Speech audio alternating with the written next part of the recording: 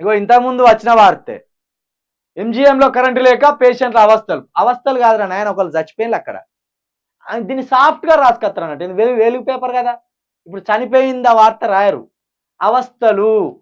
ఎందుకంటే ఎంజిఎంలో కరెంటు లేక ఒకరు మృతి అని రాసిండు అనుకో, రేవంత్ రెడ్డి పిలుస్తా, ఇట్రా రా వివేక్ ఇట్రా, వివేక్ ఇట్రా, పేపర్లో ఏం రాసినావు నిన్న?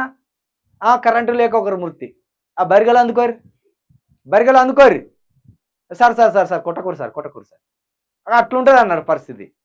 ఇప్పుడు అసలే ఇంకా 6-7 మంత్రి పదవులు ఉన్నాయి పంచేటి.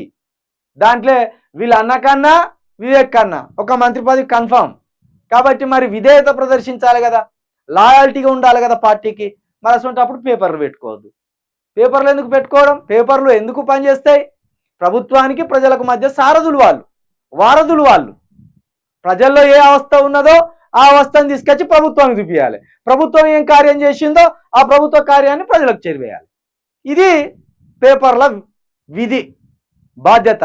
ఏం చేస్తాలా అవి చేస్తలేరు. ఎంతసేపు భజనకు భజనకు భజనకు.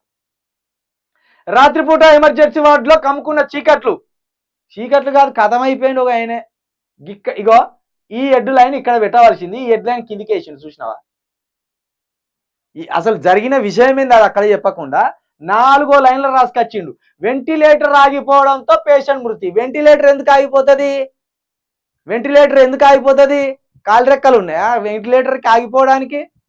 బాగా అలసట వచ్చింది అందుకే ఆగిపోయినా అనడానికి కాళ్ళు ఉన్నాయి ఏమన్నా?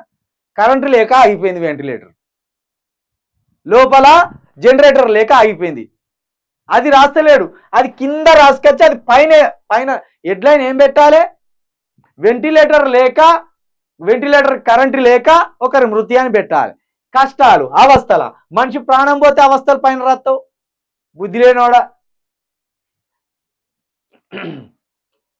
ఇది ఇక్కడ పక్కన పెడితేగా